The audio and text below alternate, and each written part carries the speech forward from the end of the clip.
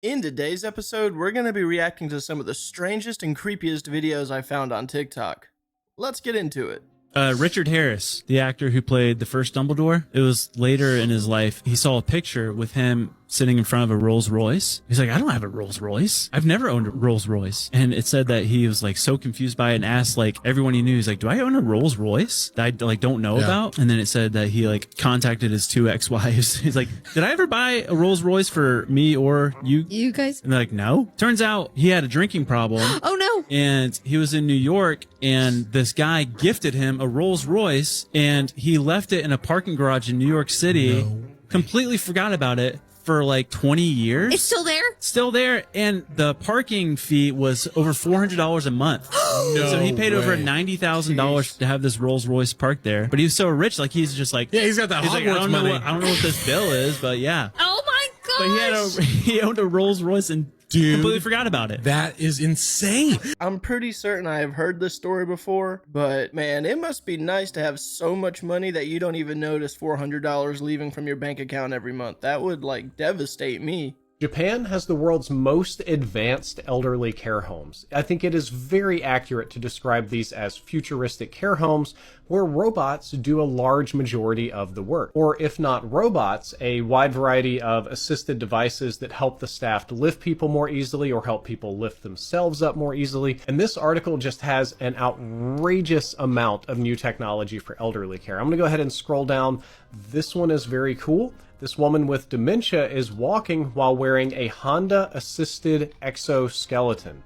She is literally wearing an advanced warfare-style exoskeleton and exclaims, "My legs feel lighter," because the device assists her in lifting her legs and moving her body around. So she's now more mobile than she used to be. Robot we saw in the beginning of the video is Pepper. And Pepper is used to lead an activity session for around 30 attendees in this picture. She's cheerful, she has a screen, she can interact and sing and dance and do things.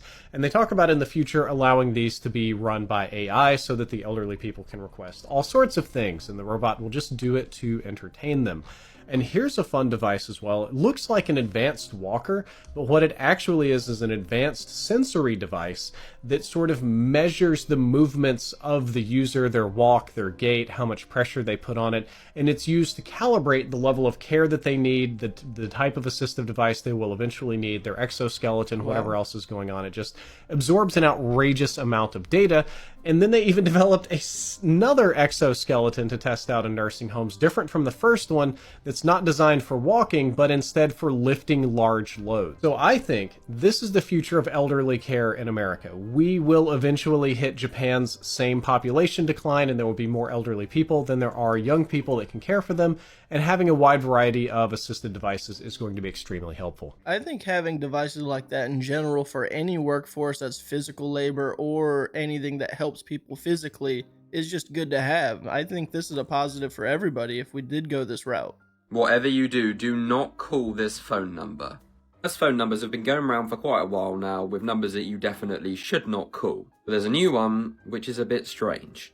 It's going to sound really weird, but you probably know who this guy is, John Pork. There's been a lot of memes about him and he's going viral again on social media after quite some time. There's always been this mystery about who actually killed him, like that's been the meme for a long time. But now there's been lots of clips going viral on social media about this guy called Pengu. And there's millions of people in comment sections and all over these videos saying that he did it. Now this phone number that's currently going viral on social media, people are calling it and it's giving them weird messages. No one really knows where the phone numbers come from or who it is, but it seems to be giving like weird cryptic clues that's confusing the hell out of people. I don't recommend you calling it, but if you do, you might find something out. But I also don't know what will happen. I'll probably blur out that number. I do have a link to this video. It should be the third link in the description. And I'll be completely honest, I have no clue about that meme. I've never heard of it before. So if any of you are keyed in on it, let me know in the comments. If the maxillary canines are impacted, we usually have to have a periodontist or an oral surgeon expose them so then we can hook a bracket up to them and start bringing them into the arch. Total time for this treatment can sometimes be upwards of 3 3 to 4 years because we have to move these teeth such a far distance. And then once we have the teeth in the correct position, we then have to make sure that the root positioning is correct, and that can take some additional time as well. Impacted maxillary canines are one of the reasons why we want to see kids by the age of 6 or 7 by the orthodontist. And that's mainly because at this age, we're able to see the angle that the canines are coming in. And when we can see that they're coming in an incorrect position, we can develop a specific treatment plan so that we can expand the jaws and make enough space for these teeth to fit into the arch. Wow. Unfortunately, it is quite common that impacted canines go unnoticed. And if these are detected early, around the age of 6 or 7, we can treat them, and sometimes they'll come in on their own. If you hum, you can increase that to 15-fold.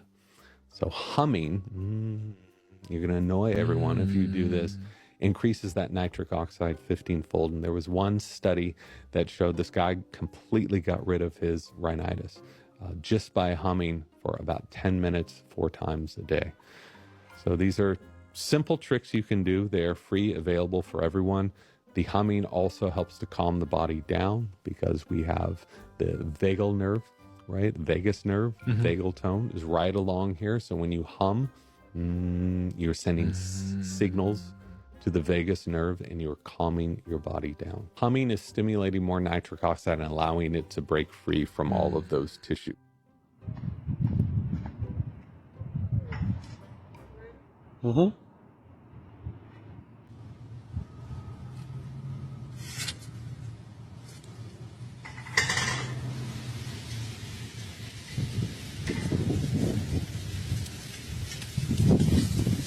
Interesting.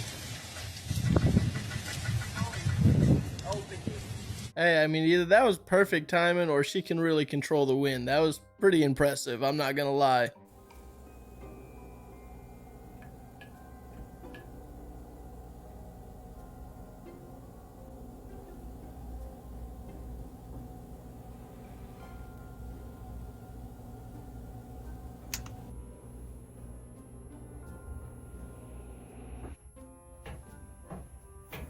This guy's social media is full of him pushing bottles and paper cups with his hands. This one is of him trying to flick a switch off. I do not believe this, but it is kind of interesting because he does a pretty good job at what he does. Did you see there's a viral video going on in court? Did you see what happened?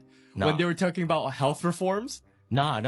So there's a congresswoman. She's super big on Instagram, but her name was Kathy, and it was her turn to talk, right?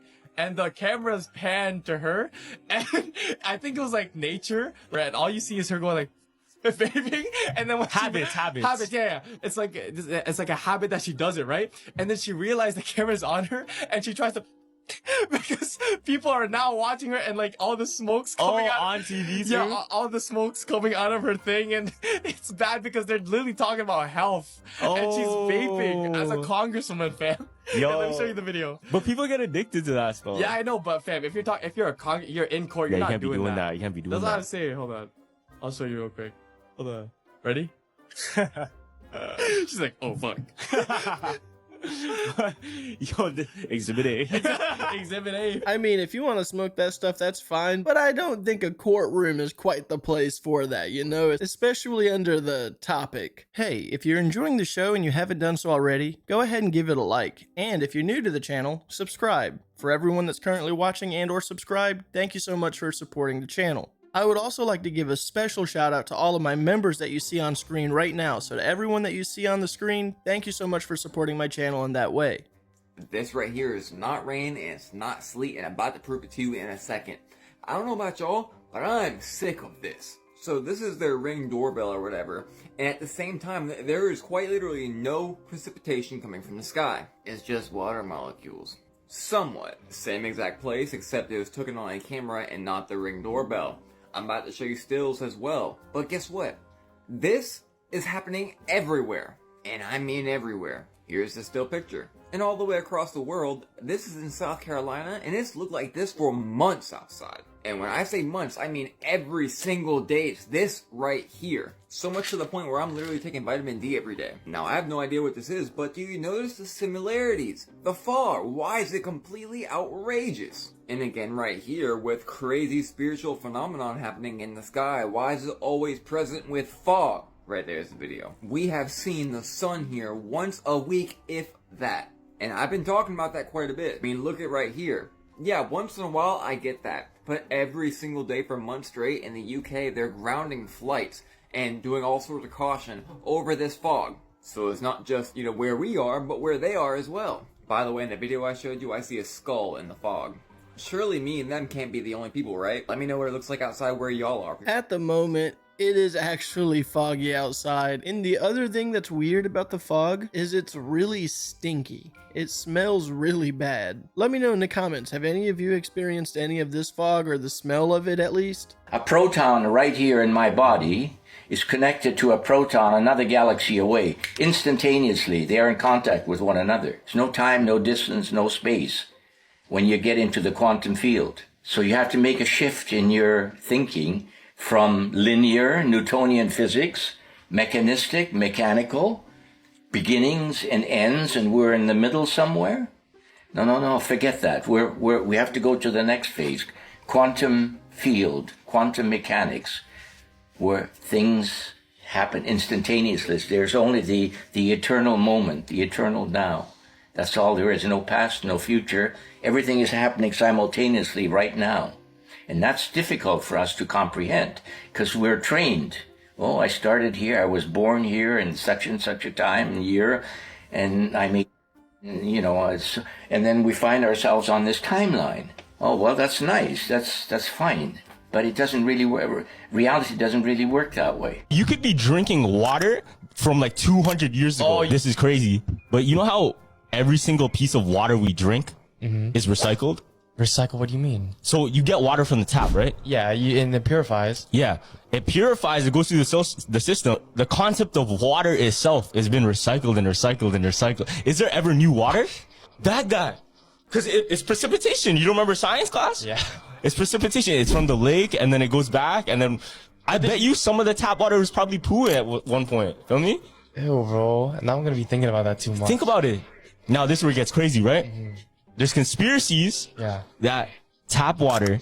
I think I saw somebody talk about this on a podcast, but what if millions of girls, right, are on birth control? Okay. Millions of girls on birth control, and then they pee, and it goes into the water system. Yeah. Did they account for certain chemicals that can affect our hormones in the water? What? Think about that. So because eventually that water gets back into the system, and are you sure it gets back into the system, bro? it does get back into the system. You know how water works? I mean, I have my own well, and I'm not saying that it doesn't get back into the system, but at least if I'm drinking old poo water, it's probably prehistoric. What's your definition of God, personally? The identity of reality. You see, I've been talking about reality, and I've been talking about the identity of reality. God is reality. As a matter of fact, God is the ultimate reality. He is reality on its very highest level. No other definition of God makes sense. So the idea is that the universe and all of us and our mind and our perception all adds up to be God. Right. The universe is a coupling of mind and perceptual reality. Right? You see out there the external world and the internal world being your mind. This is a coupling. And it's not a coupling you can take apart and reduce to separate parts. It is one thing with two aspects. That's what I mean by a coupling, and that's what the universe is. And that's what God is as well. I'm aware of the metaphysical structure of reality. If you take the average person, you know, they really think that they live in the material world and that that's it.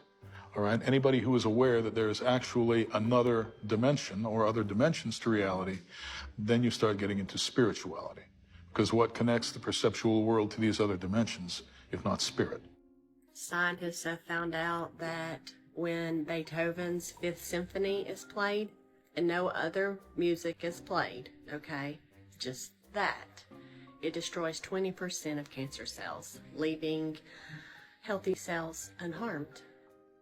and it was saying like versus no music at all versus Beethoven's Fifth Symphony. Now listen, I believe in this so much. This is how you heal the body. So, if Beethoven's Fifth Symphony can heal you, what do you think the opposite kind of music can do to you? I really don't like that because I really like rock music. Like, I grew up as a grungy 90s kid, kind of like rock music, kind of like it's part of my soul, you know? And then I think about my health. I've been sick since 2015, unexplained. They can't fix it, whatever. I don't know, y'all. There's definitely something with vibration, music, and things like that in the body, and how it affects you. I'd say run and test and play nothing but positive high vibration music and see if it makes you better. If it does, then I think you could assume that theory would be solved, right? Along with taking care of yourself as well. Take care of yourself, and you'll probably become more healthy. Maybe. Becky is the first and only Australian diagnosed with highly superior autobiographical memory. What's really impressive is she can recite every single word from every chapter in all 7 Harry Potter books. Chapter 17. Do you know how that chapter starts? Okay, chapter 17's The Man with Two Faces. And it starts off, "It was Quirrell." "You," gasped Harry. Quirrell smiled. His face wasn't twitching at all. "Me," he said calmly. "I wondered whether I'd be meeting you here, Potter." Well, next to him, who would suspect? Next to him, who would suspect? Poor stuttering Professor Quirrell. Poor stuttering Professor Quirrell. Nice performance, by the way. Thanks. Clearly, I'm making this too easy, so I switch it around and give Becky just one line. "Keep your voice down," said Harry crossly. "I just need to sort of fine-tune it, all right?" That was chapter 26, the second task in the Goblet of Fire. I mean, that took you no time at all. It's just stuck in my mind, but I think in a very sequential way, so I think very much like chapters. Man, that's pretty crazy. I wish I had a memory like that. That would be amazing. There's a comment in this video that sums it up very well. I would have at least 10 degrees with that kind of memory. I just saw a video about retail stores that are closing in 2025, and my mind is blown. First off, Party City is closing all of its 850 locations nationwide, and Party City will no longer be a thing after this year. Big Lots is closing all 950 of its stores, and Big Lots will no longer be a thing after next year. Advanced Auto Parts is closing 600 of its stores, and Macy's is closing an additional 65 stores right after Christmas. Denny's is closing an additional 50 locations in 2025, and Sears is closing its doors completely in 2025. So Sears will not exist after next year. Walgreens and Foot Locker are both expected to close hundreds of stores across the country over the next few months. Family Dollar is closing 350 locations, and GameStop is expected to announce mass closures in January of 2025. CVS Pharmacy is expected to close a ton of stores this year, and JCPenney is expected to go out of business in 2025. Are we literally living through the downfall of retail? I really hate for the people to lose their jobs, and that really sucks if that's the case. It must be either Amazon or other big distributors pushing that kind of retail somewhere else. It can't just be disappearing. But it is very unfortunate for the people that have to suffer with this move. This is not biblically accurate. Neither is this.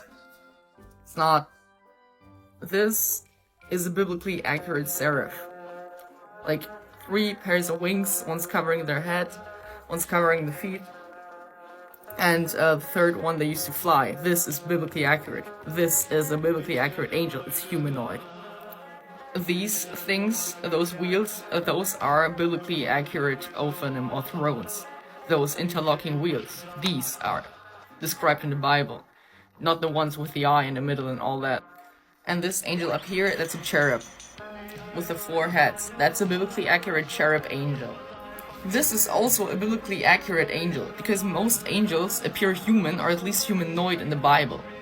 Especially those angels interacting with humans appear like this. Maybe anti-gravity is closer than we think. Dr. Ning Li was a brilliant physicist, one of the few daring enough to challenge the laws of gravity. In the 1990s, she shocked the scientific world with her research on anti-gravity, rotating ions, superconductors, and a theory that hinted at the impossible. Years later, she left academia to pursue her dream of creating anti-gravity technology through her company AC Gravity, LLC. The U.S. Department of Defense took notice, funding her work and shrouding her research in secrecy. And then, in 2003, she suddenly disappeared from public view. Rumors began to swirl. Some claimed she was working on classified government projects, hidden away in secretive labs. Others whispered she had been approached by foreign governments, lured back to China with promises or threats. Years later, her son revealed the truth. Ning Lee had suffered a tragic car accident, leaving her with brain damage and Alzheimer's. She withdrew from the world before her death in July 2021. Her groundbreaking research left unfinished, her dreams silenced. But what did she uncover before she vanished? And was she truly the victim of a simple accident? Or is her demise potentially the result of something far darker? A scientist on the brink of changing the world. What happened to Ning Lee, and what secrets did she take to the grave? Well, well, well. It looks like we have another leaked photo of Beyond the Ice Wall, and this one shows what appears to be an Antarctic Ocean beyond the ice wall that connects to these other snowy lands with continents in between them. And this goes into the whole ice ball Earth theory, where many people think that the Earth is actually much, much bigger and that it's a giant like snowball. There's these little openings, and you see this is our Earth here, and there are many other little pockets of land surrounded by, I don't know, 10,000, 100,000 miles of ice in between them. What do I think about this? I think it's likely.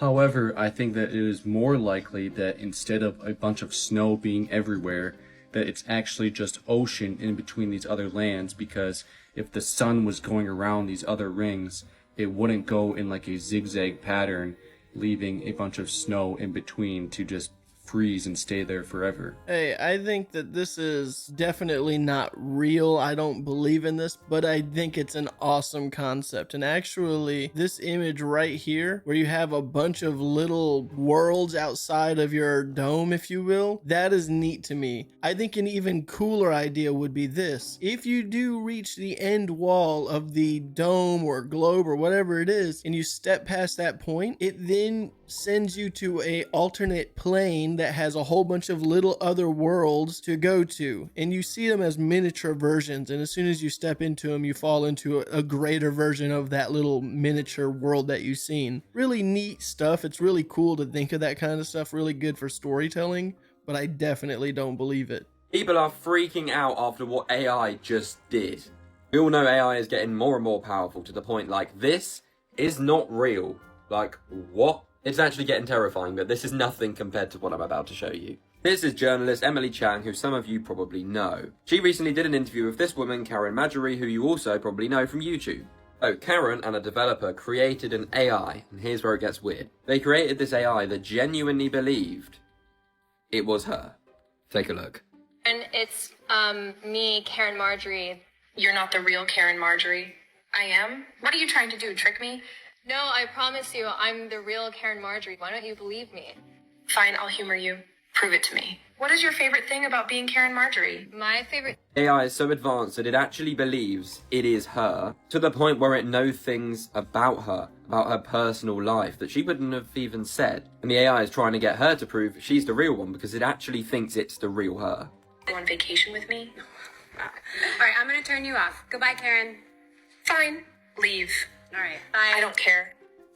Some of it is just too crazy to show, but if you go and watch the full videos, you're going to be shook. I've played around with that AI model. It's called momate.ai or something like that. And what you do when you create an AI model is you tell it how it is to act, who it is to think it is, things like that. It does not just automatically think it's someone. It doesn't learn a database and just assume that it is that person. You actually script it and program it to believe that. So this would have probably been a scripted programmed model. It's not just AI magically thinking that it is that person. So apparently I'm inhumane because I won't share my inheritance that my grandma left me in her will, okay? So when my grandma was alive, I was the one that took care of her, like down from like the medical appointments, hospital appointments, PT appointments, in-home healthcare, hospice, all that stuff I took care of because I spoke English and honestly no one else wanted to do it because they were too busy and they had families. Okay, fine. So I took care of my grandma down to when she took her last breath. After all that, I arranged all her affairs and everything, funeral arrangement, everything was taken care of. Grandma owned everything. Grandma did well for herself, and she left some stuff for me in her will. Honestly, she left everything in her will to me. All right. And so ring a ding ding, my cousin who went no contact and didn't show up to my grandma's funeral decided they were going to call me when they heard about this. And they say, hey, how's it going? I'm like, oh, what's up? They're like, we were wondering, we heard that you got an inheritance. I thought maybe you would share it with us because we're struggling in debt right now because of the economy. I'm like, Burk. No, I don't think so. They go, why not? I was like, because you weren't even there for grandma. You didn't even show up to her own funeral. And it goes, well, you already know we were busy working and you know grandma was all about working and stuff. I was like, I don't care. I don't want to hear your excuses. They go, well, you're greedy. I'm greedy. I'm greedy and that I'm inhumane and that family is family. Yeah, I don't think I'm the asshole in this. I mean, the way I look at it truly is that if the grandparent or whoever it was provided that to you in their will, they did it for a reason, and it is not an entitlement, it's a gift, and they were gifted that. So I do not necessarily believe that she is inhumane or greedy. Let me know in the comments of your thoughts about this. I think it'll be very dull, and people would all be squashed together so much there won't be any fun or anything.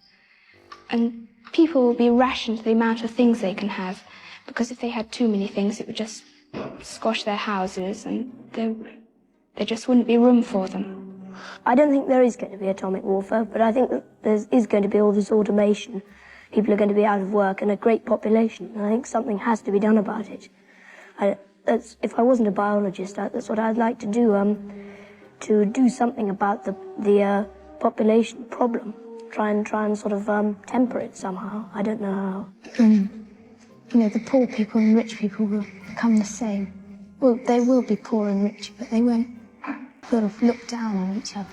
It'll be so overpopulated that there'll all be wars, all nuclear explosions and everything. It'll make the Earth, too much radiation on it. It'll become too hot to live on.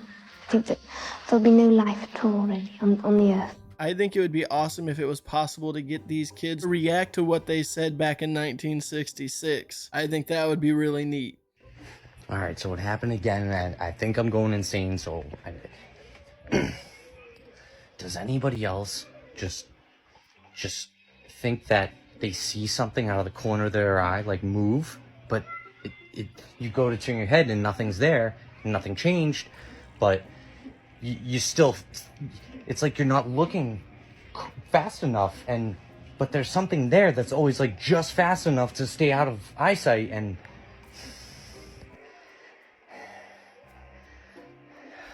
I mean, I'm schizophrenic, right? Hey, when I used to live in this one house, a person passed away in it. And out of the corner of my eye down the hall, there was 2 doors to the hall. One that led into it, one that led out to it, or vice versa. And always at the one by the bedroom, if you would walk down the hall or walk past the hall door, you would see something out of the corner of your eye. You would look, it'd be gone, but always in that spot, you would see something. That kind of has happened to me a couple of times in a few different places. But ever since I've gotten a new house that's never been lived in, nothing's ever happened before, I've not experienced that. So I don't know if it's some kind of psychological thing or if it's actually some kind of paranormal thing. Let me know in the comments and your thoughts. Yeah, them people didn't open up one of them goddamn doors today. Yeah, that's what's going on. Remember how I told you the Vatican was going to do this ritual, tradition, where they opened these doors for the Jubilee? And one of them was opened today, St. Peter's Basilica, and they consider it to be a sign of hope. But specifically, the door that they opened was to a fucking jail. That's one funny looking fucking door. We can take it at face value and what they're saying. This door was opened for to bring in hope, not giving up this St. Peter's Basilica door. But in all actuality, if you don't know anything about St. Peter's Basilica at the Vatican and St. Peter's Square, you wouldn't know why this is crazy. For one, the place where they just opened that door to usher in the new whatever the fuck they're trying to usher in, yeah, that was actually a place for dead popes. Mummified, covered in wax, bona fide corpses that they keep under St. Peter's Basilica. These holy people that have atrocious pasts at the Vatican. Close that fucking door. Close it. It's not even the tip of the iceberg, because that door is at one of the center points for the ancient Egyptian obelisk that sits right in the middle of St. Peter Basilica Square, the stolen ancient Egyptian obelisk at that. While these doors are being opened and everyone's like, oh, this is great for the economy. No, they're about to activate some shit. Yeah, there's an obelisk from Egypt that was bought to Rome by the Emperor Caligula in the 37th AD, and it sits right in the middle of where those corners are for those doors that are being opened in St. Peter's Square. That's not just any ancient Egyptian obelisk. It's also called a sundial, and its shadows mark noon over the signs of the zodiac. Yeah, that obelisk is surrounded by these 4 lions, each with 2 bodies whose tails intertwine. So if you look in the middle there, that's the obelisk. And those doors, oh yeah, they're all in the corners. And the door that they just opened just so happens to be where all the dead popes are chilling. They're chilling up under the St. Peter's Basilica. Yeah, but you know, happy Kwanzaa. I'm gonna do a part 2 because y'all don't even want me to get started. Y'all know I'm the OG Vatican girl. I did not watch the door openings live, but I have been seeing a lot going on TikTok and the internet with these doors opening. I learned that they open every 25 years, but man, let me tell you, when they open up some of the doors, if they had cameras pre-installed in there, they're really high tech because they look almost 4K, and I don't think 4K was quite out 25 years ago, but it's a really interesting thing. I don't know, it just seems like a big distraction to me.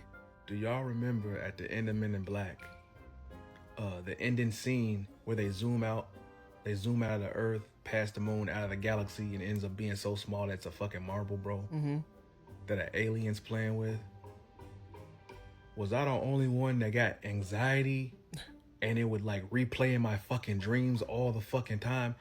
Am I the only kid that shit happened to, bro? It didn't give me anxiety, but I do remember that end scene, and I thought it was really neat and really fascinating. It kind of sparked interest into me on a what-if situation, like, what if we are just a marble floating around in some cosmic space and people are just playing with us as a game, you know? But let me know in the comments, did it give you some kind of dread? Did it give you anxiety?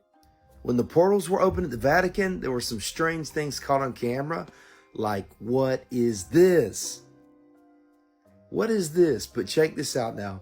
So on December 26th, as you know, the 5th door was open for the first time in history, they claimed. A lot of people were ranting online because there were cameras inside, and they were like, how did those cameras get in there? But that's not the shocking thing about this video. So in this footage, when you see all these people coming into the door, if you still the frame and take a look, that looks like an alien. These look like beings from outer space. And so the question is, what type of portal were they opening? Was something coming in or was something leaving? That is scary. And this footage, that's not all. This footage right here, look at this. It's like, oh, that's just a little pope over there. Let me zoom in. Wham! What is that? Strange things are going on. Comment below what you think. Click follow. And what type of portals are they opening here? I think I might stand corrected about the 4K footage remark that I made earlier. So, sperm whales, they eat giant squid. We have known that for a while, and that was okay until it wasn't. Humans, they get over curious and like to poke their nose in places sometimes where they shouldn't, but we wanted to see the contents of a sperm whale's stomach because we wanted to see how much they were consuming, like how much giant squid are they eating. It was beyond what they imagined. They were consuming so much giant squid that it's like, where are all of these giant squid hiding? Because we don't know where they're at. The deep ocean is so undiscovered, it's terrifying. It's a deep fear. So there are so many more giant squids swimming around in the deep ocean than we thought. I don't know. If that doesn't freak you out, I don't know what does. Eels is the same thing. We don't know where they came from, and they reproduce in the Bermuda Triangle. It doesn't matter where they live. These eels will travel thousands of miles just to produce in the Bermuda Triangle. I'm getting tongue-tied because it's like, what? I hope you have a wonderful day. Never stop learning, and conspiracy theories are fun to talk about. Nelk Boys just got taken by members of an uncontacted tribe. Why would you even go up to them? This video has been posted on TikTok of this supposed uncontacted tribe. They've gone over to wherever this uncontacted tribe is and then turned them from an uncontacted tribe to a contacted tribe. Why would you ever think that's a good idea? I'm all for like doing things for content, right? But going to North Sentinel Island is never a good idea. I'm like assuming that this is fake, right? Because obviously, as you'll have seen at the start, like these people that are supposed to be part of this tribe, they obviously go up to the Nelk Boys and like take them away with it, but not the cameraman. Like, why are they not taking the cameraman then? If this is real, like, I've seen Green Inferno, and let me tell you, I'm traumatized. My uncle told me to watch that film. I'm never watching it again, I'll tell you bloody something. Would not recommend doing that. It's just really random, because the literal Forrest Galante is there. I don't know who this guy is. Like, this guy's been on, like, Joe Rogan podcast loads of times. That's how I found out about it. He's, like, an expert of, like, all things nature, basically. The fact that he's there, he's, like, literally giving them advice. He's basically telling the Nelk Boys to, like, keep their cool. If they hit you, like, do not do anything, because they'll just off you. So like, why would he be part of something like this if it's fake? I have not seen this full video, so I don't even know if it's real or fake, but I've seen clips of it and it seems fairly genuine. So if anyone knows if this is real or fake, let me know in the comments, please. I have some amazing new footage for you and I'm really excited about this. The following video comes from a woman named Amber, and it's out of East Texas. She states they were away for the holidays and just gotten back and were reviewing their ring footage when she found this on her camera. No, I do not believe this is a ghost. I actually think this is an amazing capture of a Bigfoot. And it's interesting because it looks like it's kind of cloaking. And that is a theory many investigators have, are that Bigfoots can cloak themselves. And that kind of looks like what's going on here. Could just be the quality of the camera. But either way, it's definitely the quality of the camera. I'm not even gonna further entertain this video. That's just some guy taking out his trash in the neighborhood. I'm just gonna say that. Let me know what you guys think.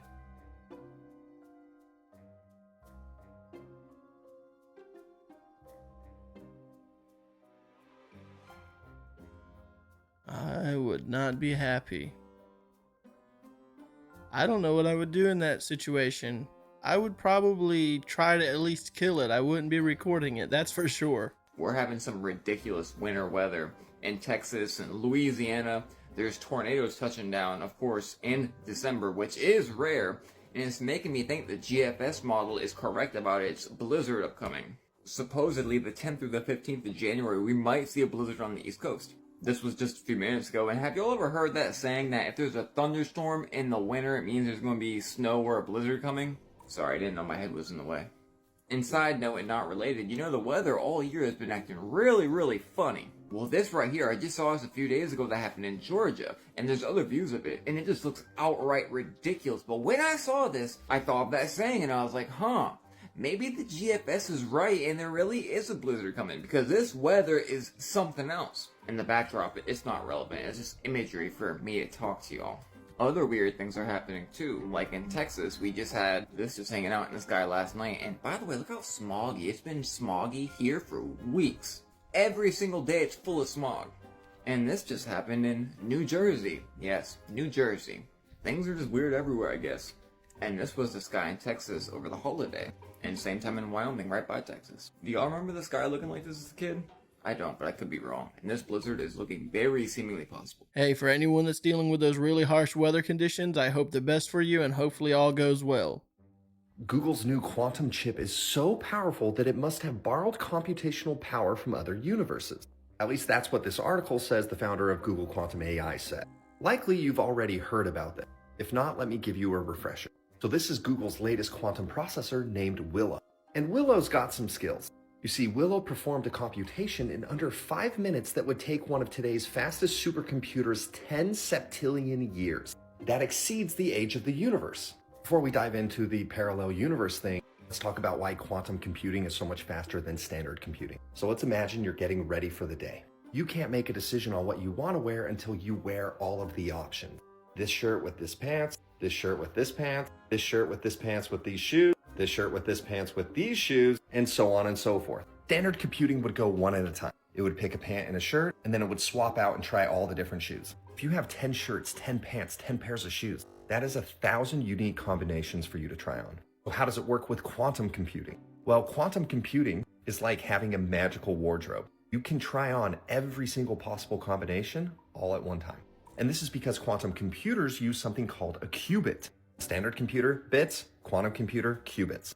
A qubit exists in multiple states simultaneously. So by the time you're going up to the mirror to decide on what you want to wear, quantum wardrobe has already explored every single option for you. 5 minutes compared to 10 septillion years, that's a big deal. This is where parallel universes come in. Nevin states it leads credence to the notion that quantum computation occurs in many parallel universes in line with the idea that we live in a multiverse. First and foremost, I just want to state he did not say that it borrowed computational power from other universes. In my perception, what he was actually stating when he said this is that our ability to do this fits in coherence with the many worlds interpretation of quantum mechanics. The many worlds interpretation simply suggests that all possible outcomes of a specific event actually happen in parallel universes. Going back to the wardrobe, there is a universe where every unique outfit was worn by you. Every single potential outcome actually occurred. You pick your outfit, ones that you didn't exist in a superposition state, and each potential outcome actually branches off into its own universe. I'll give you another example. You may have heard of Schrodinger's cat before. It's a thought experiment that came from 1935. Essentially, inside the box, there's a cat, a vial of poison, a radioactive atom, and a device that detects radiation. Radioactive atom has a 50% chance of decaying within the hour. If the device detects radiation, it triggers a device that smashes the vial of poison, which will kill the cat. If the atom does not decay, nothing is triggered, the cat is alive. After 1 hour, the box remains closed. Nobody knows whether the cat is alive or dead. The question is, what is the role of the observer? Does the act of observing force the cat into a state, alive versus dead? Does the cat's fate exist independently of whether we open the box? Well, according to the many worlds interpretation, in one universe, the cat is alive. In another universe, the cat is dead. Both possibilities exist, you can only experience one. Now, here's something really cool about this. A lot of times people who deal with spirituality will talk about timelines and manifesting your highest timeline. And it sounds like a lot of woo-woo. It's actually the same concept. The idea is that there are infinite timelines, infinite parallel universes where you exist. You may have heard of the show or the book, The Man in High Castle. The premise is essentially, what if Germany won World War II? How would the world look? It was written by Philip K. Dick. Interestingly enough, he says this is not something he made up, but rather he saw that timeline in a vision. Apparently that was the source of most of his books. The movie The Adjustment Bureau came from his book, The Adjustment Team. The idea is you exist in infinite possibility. What's fascinating is you have a physical body and a light body. Light exists as a wave of possibility. When light interacts with an observation device, it's forced into a singular state. The observation device forces a decision to be made. What's fascinating is anybody who is seasoned with meditation will tell you that you are able to kind of pull away as the observer. Pull away from the singular state that is your body. This is what's got my mind spinning right now. Is it possible that as you exist in your light body, you exist in infinite states, and pull in the state or timeline that serves you best, then collapse back into your singular state? Now that might sound like woo-woo, that might sound crazy. If you are observant enough, you will see just how closely computers are patterned after the human body, the human computer. If we can prove that it's possible for this, it's possible for you. And the craziest thing about all of this is whether you believe it's true or not, you are correct. Because you create that reality. You can be like a standard computer and fight every single day to change behavior. Or you can be like a quantum computer and realize that all those possibilities already exist and you already have it. This quantum chip stuff has been popping up a lot on my TikTok feed. Very interesting stuff. It's a little over my head, I'm not going to lie, but I still find it extraordinarily fascinating. And in a way, I also do believe that we are living computers in a way. We are kind of an electrical being. And maybe when we dream, or for the ones that do dream, we're jumping into quantum realities, different realities in the quantum space. It's always been an interesting thought of mine. Alright guys, I'm gonna go ahead and end today's episode. I hope everyone had a really good Christmas, and for everyone that wished me and my family a good Christmas, thank you so much. As always, if you enjoyed any of the clips that we watched today, links are in the description down below. And with that being said, have a good day.